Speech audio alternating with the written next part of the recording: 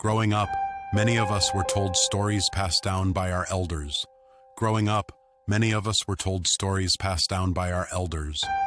One of the most unforgettable was about a mysterious form of dark magic involving a traditional bamboo basket. The legend says that if someone placed the basket over their head and chanted the right spell, they could transform into a mighty mythical tiger. To our ancestors, this wasn't just a story. It was believed to be real black magic, practiced by a select few men. Back then, in the mountain villages where food, especially meat, was hard to come by, some men used this magic to become tigers. As tigers, they could hunt wild animals with ease, providing much-needed meat for their families. But this transformation wasn't permanent. At least it wasn't supposed to be. The person performing the ritual always brought a trusted helper with them. The helper's task was simple but critical. After the transformation, they were to strike the tiger's head hard enough to make the basket fall off. Once the basket was removed, the spell would break, and the man would return to his human form. However, not all stories had a happy ending. Sometimes the basket wouldn't come off. Whether it got stuck, was struck too hard, or the helper failed to act quickly, the man would remain trapped in tiger form forever. These tragic tales of the tiger men are still shared today, especially online, keeping the legend alive with new twists and updates.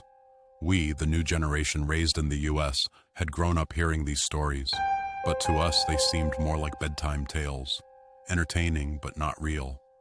I was especially close to my aunt.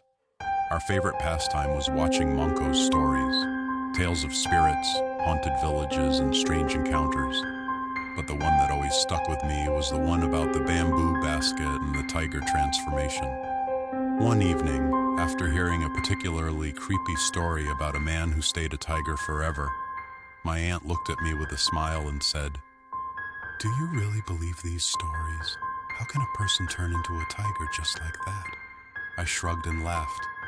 Maybe they were just stories made up by our ancestors to keep kids in line. But deep down, something about them always made me feel uneasy, as if there was more to these legends than we understood. Funny enough, we actually had a real Hmong bamboo basket in her house. My mom used to bring it out for family events and photo shoots, but these days, it mostly sat in the corner of the living room as decoration. One weekend, my aunt came over to help babysit. It was just a normal day, feeding the kids, watching cartoons, and snacking on chips. But then, something strange happened. While I was in the kitchen, I heard the kids screaming, half laughing, half terrified. I rushed into the living room and froze. My aunt had placed the bamboo basket over her head and was crawling on all fours, growling like an animal and making tiger roars.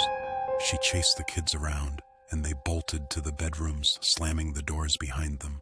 I stood there, unsure whether to laugh or feel uneasy. But as she continued crawling around, not taking the basket off, I started to feel something shift in the atmosphere. When my mom returned, she immediately scolded my aunt for acting like that. "Don't ever do that again," she said sternly. "You don't play with things like that." My aunt laughed awkwardly and put the basket back in its usual spot, but the energy in the room had changed. The kids stayed in their rooms for the rest of the evening, and the bamboo basket, which once seemed harmless, now felt like something more. A few months later, my aunt tragically passed away in a car accident. It was a sudden loss that left us all heartbroken. But that night, after her funeral, something strange happened. I was in the living room when the kids ran in, saying they saw someone standing in the hallway with the bamboo basket on their head. I didn't believe them at first, but as I walked to the living room, I froze in my tracks. The figure, draped in familiar clothes, was standing still in the hallway. The bamboo basket was over its head, just like my aunt used to do. The next morning, after the kids had gone to school, I felt an overwhelming sense of dread. Later, I found out that the clothes she was wearing were the same ones we had dressed her in for her funeral. It was a chilling reminder that something more than just memory was at play. Since that night, I've had dreams of my aunt, but in them, she's still crawling around with the basket on her head, just like the old monk stories. Sometimes when I think about it, I wonder, Was there something to those stories after all? Let us know in the comments. Until next time, stay safe and stay curious.